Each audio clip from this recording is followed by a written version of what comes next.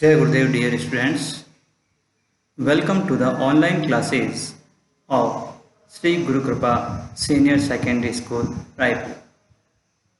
Today, we are going to learn present continuous tense in correct form of the verb. Correct form of the verb में present continuous tense की verb किस स्थिति में, किस condition में भरी जाती है, कौन से ऐसे नियम हैं जिनके आधार पर हम जो fill in the blank space आएंगे correct form of the verb में, उनमें प्रेजेंट कंटिन्यूअस टेंस की वर्ब प्लस हेल्पिंग वर्ब भरेंगे। सबसे पहली चीज़ हमें ये देखना है कि प्रेजेंट कंटिन्यूअस टेंस में हेल्पिंग वर्ब और मेन वर्ब कौन सी आती है, क्योंकि फिल इन द ब्लैंक्स भरने के लिए हमें ये जानना ज़रूरी है कि जो टेंस हम फिल कर रहे हैं उसमें हेल्पिंग वर्ब कौन सी आती है, उसकी मेन वर्ब क्या होती है। तो हम कंटिन्यूअस टेंस की बात करें तो कंटिन्यूअस टेंस में हेल्पिंग वर्ब आती है इज, आर और एम। अब इसका प्रयोग किसके साथ होता है? इसका प्रयोग होता है सिंगुलर सब्जेक्ट्स के साथ। सिंगुलर सब्जेक्ट्स जो भी होते हैं उनके साथ किसका प्रयोग होता है? इसका। जैसे ही, सी, इट, इटीसी। आर का प्रयोग किसके साथ होता है? आर का यूज होता है प्लूरल सब्जेक्ट्स के साथ। बहुवचन कहते हैं, प्लूरल सब्जेक्ट मतलब बहुवचन, उनके साथ हम किसका यूज करते हैं? आर का। जैसे आ गया दे, वी, यू, या और भी जो बहुवचन के कोई नाम है, कोई व्यक्ति है, उनके साथ। और एम, एम जो हेल्पिंग वर्ब आई हुई है उसका यूज हम किसके साथ करते हैं? केवल और केवल आई के साथ। एम का यूज केवल आई के साथ होता है और किसी के साथ नहीं होता है। अब ये तो हुई हेल्पिंग वर्ब की बात, कौन सी हेल्पिंग वर्ब आती है, किस हेल्पिंग वर्ब का प्रयोग किसके साथ होता है वो। अब हम बात करते हैं मेन वर्ब की। प्रत्येक टेंस में वर्ब की एक फॉर्म निश्चित होती है। हम जानते हैं वर्ब की 3 फॉर्म होती है, फर्स्ट फॉर्म, सेकंड फॉर्म और थर्ड फॉर्म। प्रेजेंट टेंस में प्रेजेंट कंटिन्यूस जो भाग आता है उसमें हम वर्ब की फर्स्ट फॉर्म का यूज़ करते हैं और उसके साथ हम किसका यूज़ करते हैं? ing का।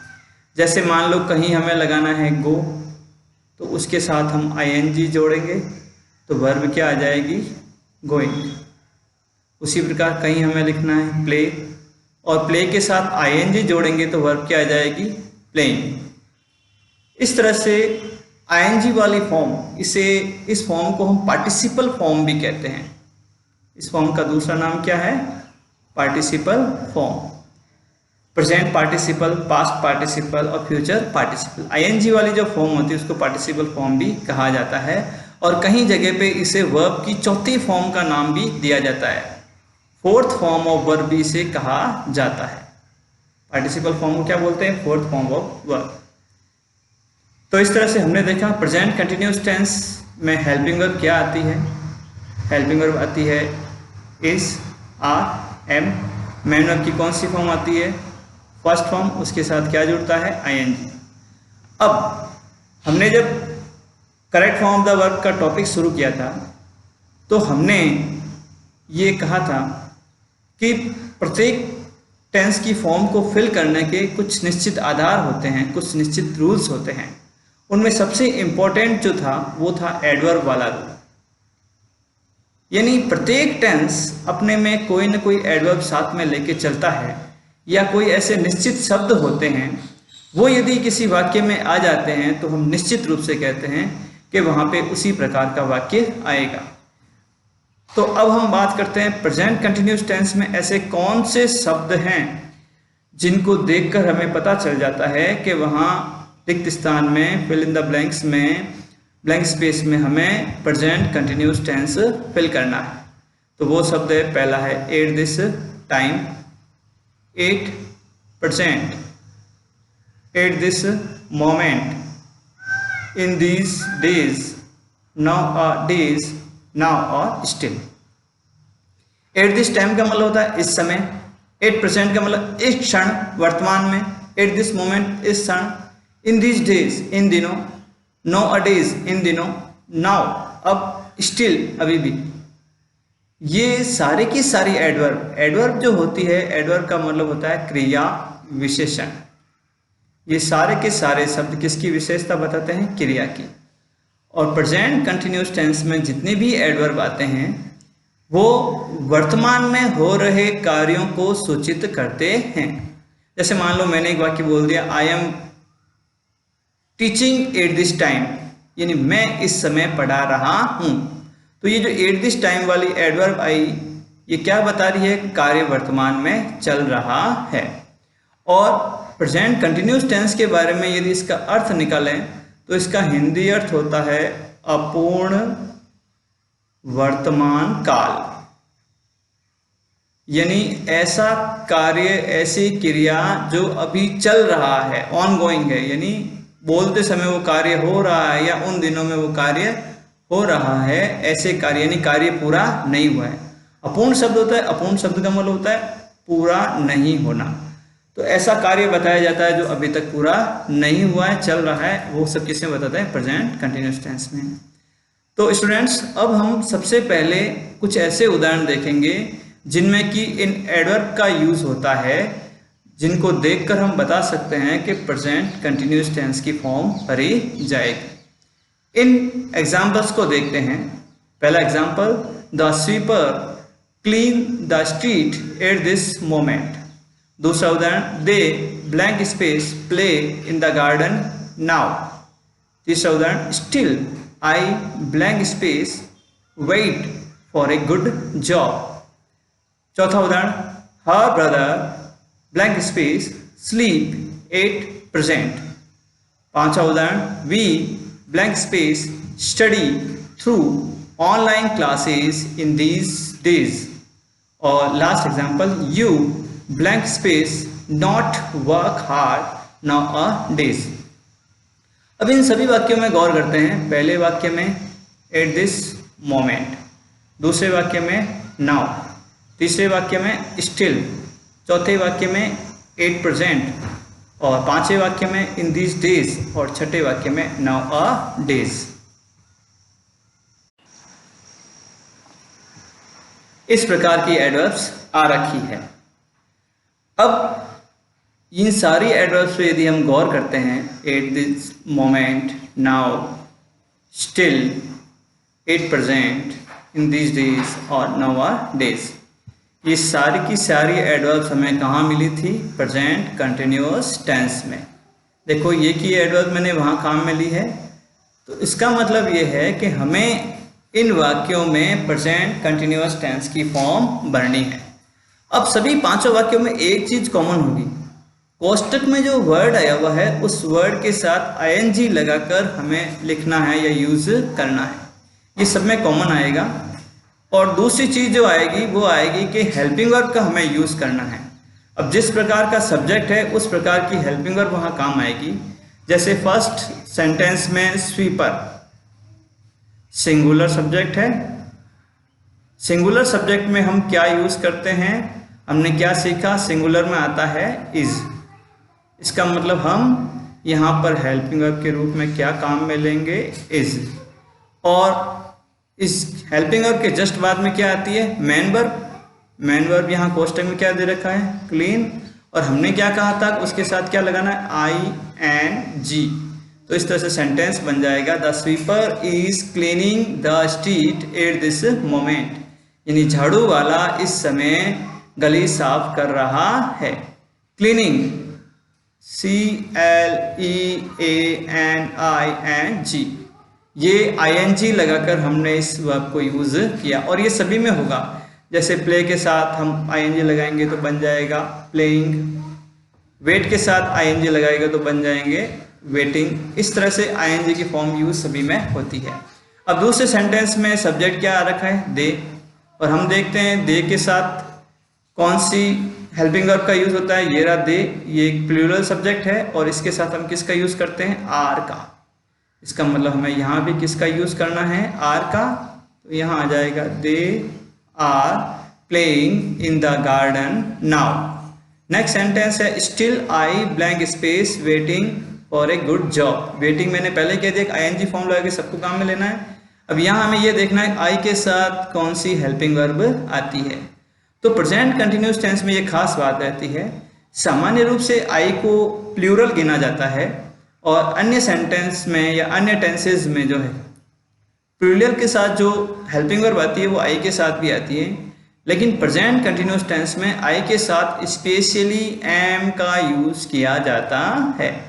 तो इसका मतलब हमें क्या यूज करना है यहाँ पे, एम, और हमारा सेंटेंस बन जाएगा I am still I am waiting for a good job. मैं अभी भी एक अच्छी नौकरी का इंतजार कर रहा हूँ।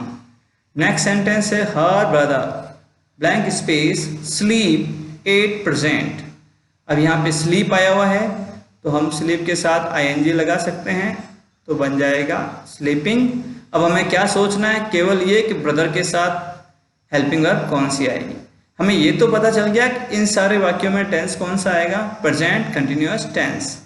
अब हमें केवल हेल्पिंग वर्ब पता कर करके वो लिखना है। हर ब्रदर, यहाँ पे ब्रदर शब्द जो है सिंगुलर होता है और सिंगुलर के साथ हमने क्या यूज किया था ऊपर, इज, तो यहाँ पे भी हम क्या यूज करेंगे, is. Her brother is sleeping 8%। उसका भाई इस समय सो रहा है। नेक्स्ट सेंटेंस है we blank space study through online classes in these days. अब यहाँ पे एडवर्ब आ गई इन दीज डेज।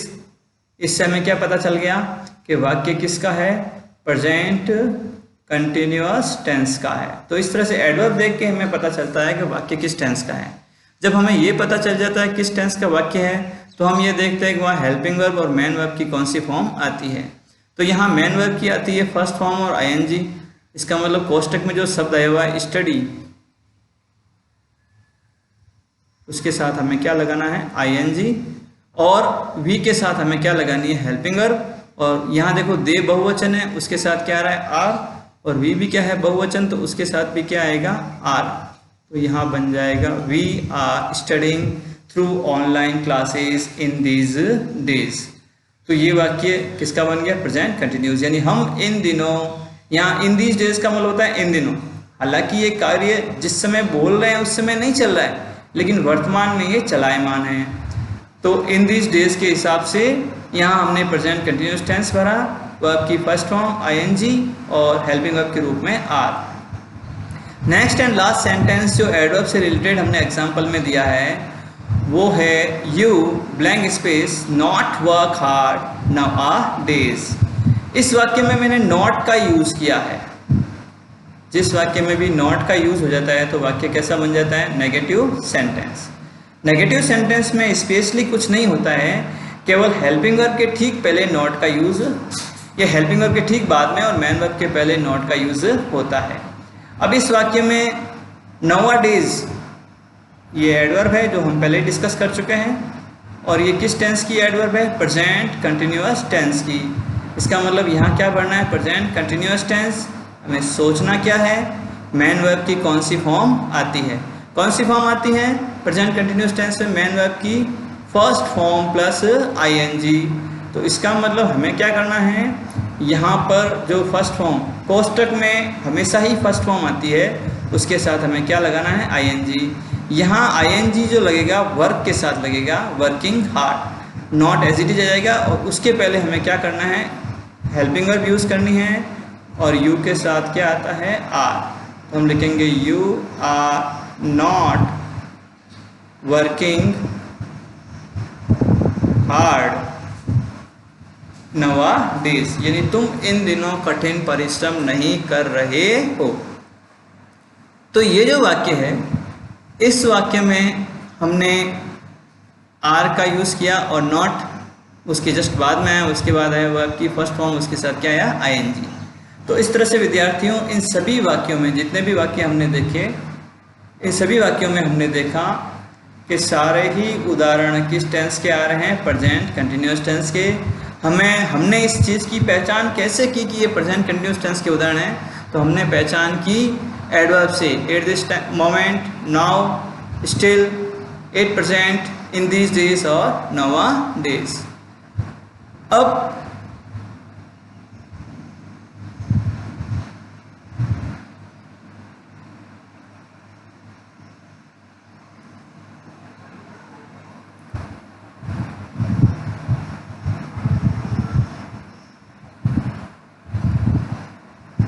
नेक्स्ट रूल देखते हैं।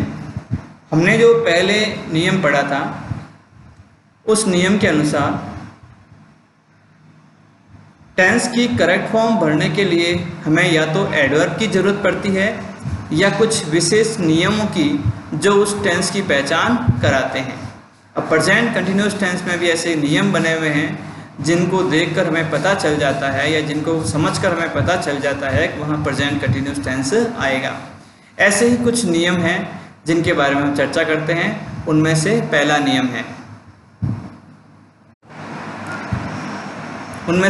नियम है कि प्रेजेंट कंटिन्यूअस टेंस का यूज़ हम वहाँ करेंगे ऐसे कार्य को प्रकट करने के लिए करेंगे जो निकट भविष्य में होने वाला है, लेकिन उसकी तैयारियां अभी से शुरू हो गई है।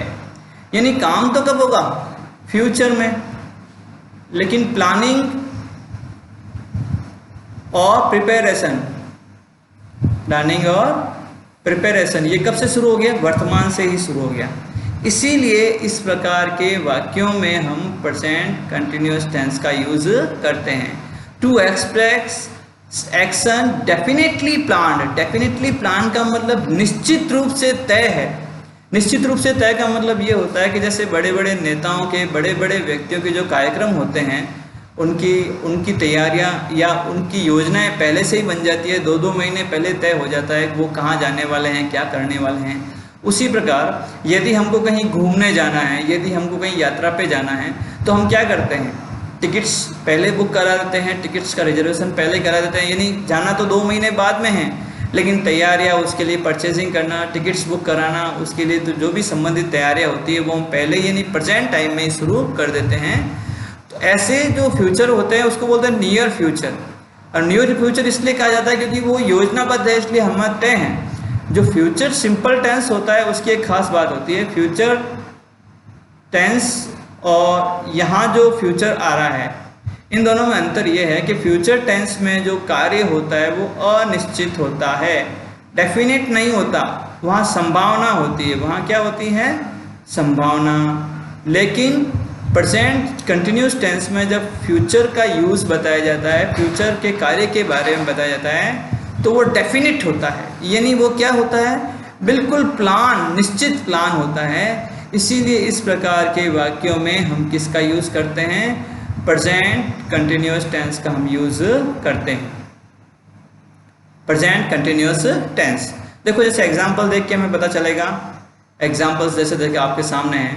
We blank space play a friendly match with class 11th tomorrow.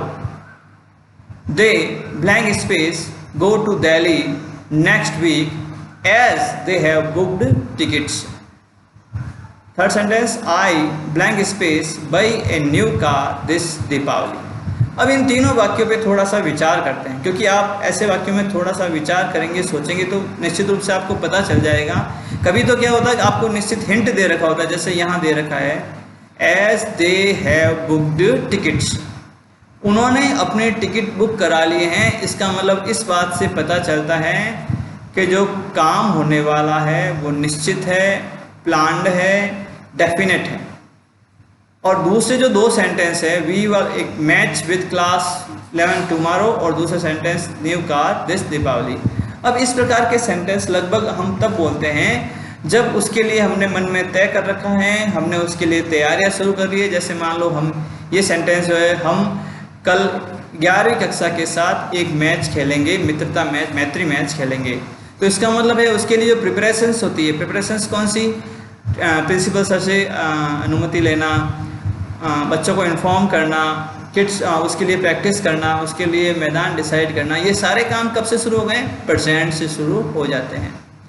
तो प्रेजेंट से शुरू होने के कारण ही इस प्रकार के वाक्यों, क्योंकि डेफिनेट फ्यूचर है, near future plus definite future, इसीलिए इस प्रकार के वाक्यों को प्रेजेंट कंटिन्यूस टेंस में रखा जाता है। उसी प्रकार तीसरा जो वाक्य है, I blank space a new car this Deepawali, हमने यहाँ ओकेजन का नाम लिया है। इसका नाम लिया है ओकेजन का, मतलब इस दिवाली को मैं एक नई कार खरीदने जा रहा हूँ या खरीद रहा हूँ। इसका मतलब ये है कि इस काम को करने से संबंधित, खरीदने से संबंधित जो भी कार्य होते हैं उसकी शुरुआत हो चुकी है, वर्तमान में वो कार्य चल रहे हैं या उनकी तैयारियां चल रही है। जैसे पैसे बचाना, जो अमाउंट होगा कार का वो कैसे पे करना है, लोनिंग लेनी है, या मान लो उसके लिए पैसा इकट्ठा करना है, या पैसा इकट्ठा हो गया और जो थोड़ा बहुत बाकी है वो इकट्ठा करना है। दूसरा, कार के बारे में डिसाइड करना है, कौन सी कार लेनी है। तो ये सारी चीज़ें क्या हो गई? वर्तमान से ही शुरू हो गई। इसीलिए इस प्रकार के वाक्यों में थोड़ा सोच के कार्य करना पड़ेगा, क्योंकि यहाँ हमें ध्यान रखना पड़ता है कि वास्तव में ये कार्य निकट भविष्य में होने वाला ऐसा लग रहा है या नहीं। जो फ्यूचर टेंस में होते हैं वहाँ केवल संभावना होती है, वो कार्य हो भी सकता है और नहीं भी। लेकिन ऐसे वाक्यों में जब हम कंटिन्यूस टेंस का यूज़ कर लेते हैं, यानी टुमारो के साथ, यदि कोई सेंटेंस ऐसा हुआ जिसमें हम बोलने वाले और टुमारो के साथ हमने प्रेजेंट कंटिन्यूस टेंस का यूज़ कर लिया, इसका मतलब वो कार्य होने वाला है, निश्चित है। तो यहाँ आ जाएगा वी के साथ हेल्पिंग वर्ब क्या आती है? आर, और प्ले के साथ क्या लग जाएगी? आईएनजी, और सेंटेंस क्या बन जाएगा? We are playing a friendly match with class 11 tomorrow, हम कक्षा 11वीं के साथ एक मैत्री मैच कल खेल रहे हैं। Next sentence, they to Delhi next week as they have booked tickets, उन्होंने अपने टिकट बुक करा लिए हैं। तो they are going to Delhi, यानी वे दिल्ली जा रहे हैं अगले सप्ताह, क्योंकि उन्होंने टिकट अपने बुक करा लिया है। यानी उसका संबंध किससे है? वर्तमान से। ये डेफिनेट है, ये क्या है? डेफिनेट वर्क है, निश्चित कार्य है। फिर नेक्स्ट सेंटेंस, आई, यहाँ आई के साथ हम किस हेल्पिंग वर्ब का यूज़ करते हैं? एम का। बाई के साथ क्या आएगा? आईएनजी। तो सेंटेंस क्या बन जाएगा? I am buying a new car this Deepawali. तो इस तरह से जब फ्यूचर, हम यूँ कह सकते हैं कि फ्यूचर क्या होता है? डेफिनेट होता है, या फ्यूचर की कोई एक्टिविटी डेफिनेट होती है, तो हम वहाँ किसका यूज़ करते हैं? प्रेजेंट कंटिन्यूअस टेंस का यूज़ करते हैं।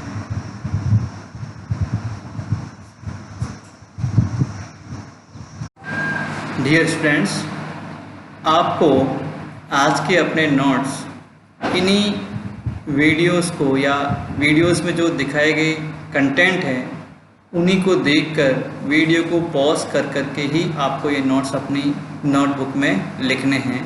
जैसे पहले आप लिखोगे present continuous tense in correct form of verb, उसकी हेल्पिंग वर्ब क्या आती है, मेन वर्ब क्या होती है, मेन हेल्पिंग वर्ब में ही सिंगुलर सब्जेक्ट के ही इट के साथ क्या आता है, तो इज़, प्लूरल सब्जेक्ट के साथ क्या आता है, तो आर, और आई के साथ क्या आता है? एम। फिर आप इन एग्जांपल्स को नोट डाउन करेंगे अपनी कॉपी में, और इन एग्जांपल्स का जो सॉल्यूशन भी आप इसमें लिखेंगे, जो मैं बता चुका हूँ आपको। फिर उसके बाद में अदर स्पेशल रूल्स में पहला रूल लिखेंगे, ऐसे कार्य को प्रकट करने के लिए जो निकट भविष्य में होने वाला है लेकिन उसकी तैयारी अभी से शुरू हो गई है। To express action definitely plan for the near future. और उसके बाद में इसके जो एग्जांपल्स मैंने दे रखे हैं और उसका जो सॉल्यूशन बताए हैं आपको, वो आपको फिल करने हैं। ये जो एग्जांपल्स है दोनों, इनका आपको सॉल्यूशन भी इसमें आपको लिखना है अपनी नोटबुक में। जय गुरुदेव, धन्यवाद।